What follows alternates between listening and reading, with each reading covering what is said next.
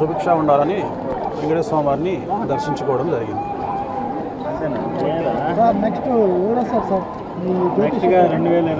2024లో నేను ఎవరి గురించి అయితే చెప్పానో ఖచ్చితంగా వాళ్ళే వస్తారు. దేవుడి సన్నిధిలో చెప్పడం బాగుండదు, ఆయన ముందు మనం మాట్లాడడానికి అర్హత లేదు. సో ఆల్రెడీ చెప్పున్నాను కాబట్టి నేను ఎవరైతే వస్తారని చెప్పానో వాళ్ళే ఖచ్చితంగా వస్తారు, దాంట్లో అనుమానం అయితే లేదు. ఏది జరిగినా నేను ఎవరైతే చెప్పానో వాళ్ళే వస్తారు. సో అంటే ఇలా జరిగితే అలా జరిగితే అనేది ఉండదు, ఎవరు ఏది జరిగినా ఆన్సర్ ఒకటే, ఆన్సర్ ఫిక్స్ అయిపోయింది అంతే. ఓకే, పవన్ కళ్యాణ్ గారు ఆయన గురించి కూడా ఎప్పుడో చెప్పడం జరిగింది. సో అన్ని రిజల్ట్స్ మీరు చూస్తున్నాక కూడా నన్ను ప్రశ్నలు అడిగితే నేను సక్సెస్ అయినందుకే కదా స్వామివారి దగ్గరకు వచ్చి దండం పెట్టుకున్నది. సో మీడియా ముఖంగా చెప్తే బాగుంటుంది స్వామి, యూట్యూబ్ కాకుండా. ఓకే, వేణుస్వామి గారి చేత ఆయన ఏది చెప్పినా కానీ అది జరగట్లేదు. ఆయనేమో మీ అధ్యక్షుడు ఎవరైతే ఉన్నారో ఆయన సీఎం కాబోతున్నాడని మాట్లాడుతున్నారు. మీరు రీసెంట్ గా కూడా నిన్న ఒక చేశారు. ఏంటి సార్ పరిస్థితి? ఆయన వేణుస్వామి గారు చెప్పారంటే డెఫినెట్లీ జరగదు అని అనుకుంటున్నారు జనాలు. ఎంతవరకు కరెక్ట్ సార్ ఇది? వేణుస్వామి చెప్పినాడంటే జరగదంటే ఆయనకు ఈ మధ్య కొద్దిగా మతి స్థిమితం బాగా లేదు. ఓకే, ఎందుకంటే అన్న 65 mg టాబ్లెట్ వాడితే ఈ వేణుస్వామి అనేవాడు 50 mgలోనే ఉన్నాడు. ఆయన కూడా 65 mgకి వచ్చినాడంటే కరెక్ట్గానే ఉంటుంది పని. ఓకే, కానీ ఆయన చెప్పినా చెప్పకపోయినా అంటే కేసీఆర్ గెలుచాడు అన్నాడు, ఓడిపోయినాడు. హైదరాబాద్ గెలుచాదు కప్పు అన్నాడు, నాకు అది పోయింది. ఇంకా మా వాడు గెలుచావు అన్నాడు. అయినప్పటికీ ఆయన మాటలు కూడా పట్టించుకుంటాడయ్యా. ఆ పూజలో మందు తాగి ఆ పూజలో ఉండే చికెన్ తిని మాట్లాడేటువంటి వ్యక్తి వేణుస్వామి. ఇంకా ఆయన మాటలతో మనకేం పని, మనకు అవసరంగా లేదు. ఏది ఏమైనప్పటికీ ఇటాటి స్వాములు ఎంతమంది వచ్చినప్పటికీ, ఇటాటి సంఘాలు ఎంతమంది వచ్చినప్పటికీ, ఎంతమంది స్టార్ క్యాంపెయినర్లు వచ్చినప్పటికీ మేము మా గెలుపు తథ్యం, మమ్మల్ని ఎవడు ఆపలేడు. ఓకే సార్, ఎవరైతే రోజా గారు, అమర్నాథ్ గారు, లేకపోతే పెద్ద పెద్ద నాయకులు ఉన్నారు, వాళ్ళకి కూడా ఈసారి మంత్రి పదవులు కరెక్ట్ అయినంటారు, ఇస్తారంటారా? లేకపోతే డిప్యూటీ సీఎం ఇచ్చారు ఈసారి. ఓకే, మంత్రులు ఎందుక? మంత్రులు డిప్యూటీ సీఎం ఐటీ శాఖ మంత్రిగా ఇచ్చినారు, ఏం చేయలేకపోయినాడు. ఈసారి డిప్యూటీ సీఎం ఇచ్చితే భారీగా చేస్తాడు. ఇబ్బందిలే, నీకు డౌట్ ఏం, నీకెందుకు వచ్చింది, నీకేం బాధ ఇప్పుడు? నీకు బాధ ఏమయ్యా? మేము మంత్రి ఇచ్చాము, డిప్యూటీ సీఎం ఇచ్చాము, లేదంటే ఇంకొకటి ఇచ్చాము, లేదంటే కసుదీరా అంటాము, నీకు వచ్చిన బాధ ఏంది? మొత్తం మీ 25 మంది మంత్రులు కూడా ఎవరైతే ఉన్నారో అందరూ కూడా ఓడిపోతున్న పరిస్థితి అని వివిధ రకాల సర్వేలు చెప్తున్నాయి. మా సర్వేలు మాకున్నాయి. నీ సర్వే నువ్వు తెలుగుదేశం వాళ్ళు ఏమన్నా పంపించారా? లేదండి, తెలుగుదేశం ఏం కాదు. మరి నువ్వేం మాట్లాడుతున్నావు? మేము తప్పకుండా భారీ మెజారిటీతో గెలుచున్నాము. 175కి 178. 78 దాంట్లో ఎటువంటి డౌట్ లేదు. పార్లమెంట్లో ఎన్ని సార్? 25కి 25 గెలుచాం. 25కి 25 గెలిచి ప్రత్యేక హోదా మెడలోంచి తెచ్చాము ఈసారి. ప్రత్యేక హోదా రాష్ట్రానికి అభివృద్ధి చేస్తాము, రాష్ట్రంలో రాజధానులు కడతాము. పులివెందుల గడ రాజధాని చేయబోతాము ఈసారి. 4 రాజధానులు అంటే పులివెందుల 4వ రాజధాని. ఇప్పుడు అమరావతి, వైజాగ్, కర్నూలు. రేపు గెలిచిన తర్వాత ప్రమాణ స్వీకారం రోజే పులివెందులు కూడా రాజధాని అనేది పెడతాము. ఎందుకంటే ఆ రియల్ ఎస్టేట్ కూడా పెరగాలి కదా. మాకు నీళ్లు లేనప్పటికీ రియల్ ఎస్టేట్ అనేది పెరగాలాడ. సోలార్ ప్లాంట్లు అయ్యి ఎన్నో రకరకాలుగా మా బాధలు మాకు ఉంటాయి కదండి. మరి ఇప్పుడు ఎలక్షన్లో మా వాళ్ళు ఏం రొంత ఖర్చు పెట్టినారా? మరి ఆ ఖర్చు అంతా పూడ్చుకోవాలి కదా.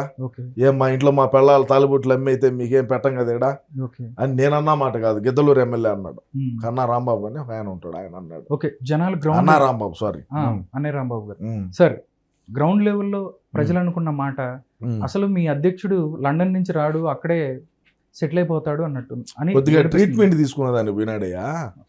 దానికి కూడా మీరు ఇది మాట్లాడతేట అంటే రేపు 9వ తేదీ ప్రమాణ స్వీకారం రోజు మాట్లాడొద్దా?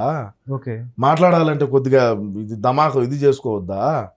మరి ఫ్రెష్ చేసుకునేదానికి పోయినాడు. సైకాలజిస్ట్ అలాగా కలుస్తున్నారా? ఏమన్నా మీకు ఇన్ఫర్మేషన్ ఉందా? అది వేరే డాక్టర్, ఆయన ఎవరిని చూడడు, ఒక మా అన్ననే చూస్తాడు, ఇంకెవరిని చూసేది కట్లే. ఆ ఫ్లోర్ అంతా కూడా మా ఓడే ఉంటాడు. అది కథ, ఆ విధంగా ఉంటారు. 11 లక్షలు గంటకు పెట్టి ఫ్లైట్ వేసుకొని పోయి నా కొడుకులు ఒక ఫ్లోర్ పెట్టుకొని ఆడ డాక్టర్ని పెట్టుకొని చూపించుకోలేమా? ఏమయ్యా మాట్లాడతావు? సార్, తెలుగుదేశం పార్టీ అత్యధిక స్థానాల్లో గెలవబోతుందని చెప్పి దగ్గరగా 20 సర్వేల దాకా చెప్తుంది.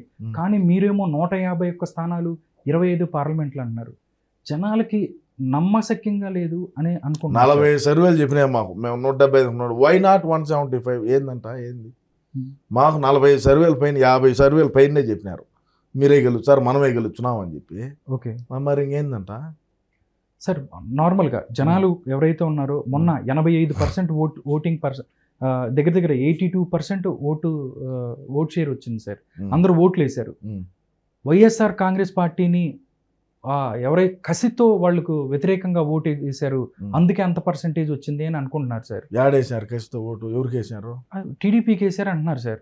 ఎవరు నువ్వు పోయి చూసావు లోపల పోయి వచ్చింది ఎవరికి వచ్చింది? అంటే నార్మల్గా నువ్వు పోయి చూసావా ఎవరికి వచ్చింది? నువ్వు పోయి చూసావా చెప్పు. సార్ కాదు సార్, మామూలుగా మరి నువ్వు ఎట్ట చెప్తావు? ఎక్కువ పర్సంటేజ్ వచ్చిందంటే ప్రభుత్వ వ్యతిరేక ఓటు. అవన్నీ చెప్పగా నువ్వు పోయి చూసావా లోపల పోయి వచ్చింది? నీ ఓటు నువ్వు వేసావా? నీ ఓటు నువ్వు వేస్తే నీకు తెలుస్తుంది ఎవరికి వేసింది. ఓడివుడు వేసిన ఓటు నువ్వెట్ట చెప్తావా? నీకెట్ట తెలుసు? రేపు రిజల్ట్ రోజు చూడు, రేపు రిజల్ట్ రోజు చూడు, 15 నిమిషాలకి అర్థమైపోతుంది ఏంది సీన్ అనేది.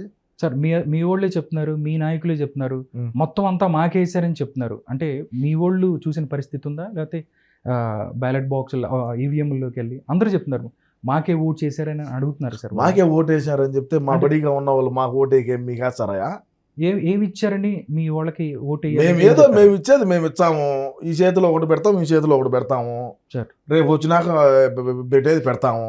ఏమవుతుంది ఇప్పుడు ఆంధ్రప్రదేశ్లో? ఇప్పుడు నేను ఒకటి చెప్తానయ్యా, ఒకటి ఇన్ను బాగా. 2019లో మేము అధికారంలోకి వచ్చిన 151 స్థానాల్లో తండ్రి పదవిని అడ్డం పెట్టుకొని లక్షల కోట్లు లూటీ చేసి 16 నెలలు జైల్లో ఉన్నప్పటికీ షర్మిల రోడ్ల బడిగా తిరిగి 16 నెలలు పార్టీని బలోపేతం చేసి ఒక అవకాశం తల్లి ఒక దిక్కు, చెల్లి ఒక దిక్కు, పెళ్ళాం ఒక దిక్కు తిరిగితే మా అన్న 151 స్థానాలతో 151 స్థానాల్లో గెలిచి ముఖ్యమంత్రి అసెంబ్లీలో అడుగుపెట్టాడు. అటువంటిది ఈరోజు మా అన్న ముఖ్యమంత్రిగా ఉన్నప్పుడు 175కు 175 ఎందుకు గెలవకూడదు? దీనికి చెప్పు నాకు. మేమేమి అభివృద్ధి చేయనప్పటికీ, మేము ఏ పరిశ్రమలు తేనప్పటికీ, ఉన్న పరిశ్రమలు తరిగినప్పటికీ, పోలవరం కట్టినప్పటికీ, జాబ్ క్యాలెండర్ అయినప్పటికీ, ఏమి చేయనప్పటికీ కూడా ప్రజలు మాకే ఓట్లేస్తారు, మమ్మల్ని మళ్ళా గెలిపించారు. 30 సంవత్సరాల పాటు మా అన్న అధికారంలో ఉంటాడు. రాష్ట్రాన్ని పక్క రాష్ట్రానికి అమ్మైనా సరే రాజధాని కడతాడు. ఇది రాసి పెట్టుకో. 2024లో గెలిచిన తర్వాత మన రాష్ట్రం ఇప్పుడు ఆల్రెడీ సచివాలయం తాకడ పెట్టినాడు. ప్రభుత్వ భూములు ఉన్నాయి. రాష్ట్రంలో ఉండేటువంటి ప్రజల ఆస్తుల మీద కూడా మా ఆయన బొమ్మ వేసుకున్నాడు. సర్వ హక్కులు మాకే ఉండేట్టుగా చేసుకున్నాడు. వీటి నమ్ముతాం, వీటి నమ్మి రాజధాని కడతాము, వీటి నమ్మి రాష్ట్రాన్ని అభివృద్ధి చేస్తాము, వీటి నమ్మి పోలవరం కడతాము. ఏంటంటే ఏమవుతుంది? ప్రజల కోసమే కదా మా అన్న అహర్నెస్ లో కష్టపడుతుంది. తాడేపల్లి ప్యాలెస్ లోంచి బయటికి రానప్పటికీ, కొంపలోంచి బయటికి రానప్పటికీ కూడా ప్రజల కోసమే కష్టపడుతున్నాడు కదా సార్. 2019లో కూడా మీరు చాలా హామీలు ఇచ్చారు. మీ అధినాయకుడు 730 ఇచ్చినా 1, 2 కాదు, ఒకటి కూడా చేయలేదని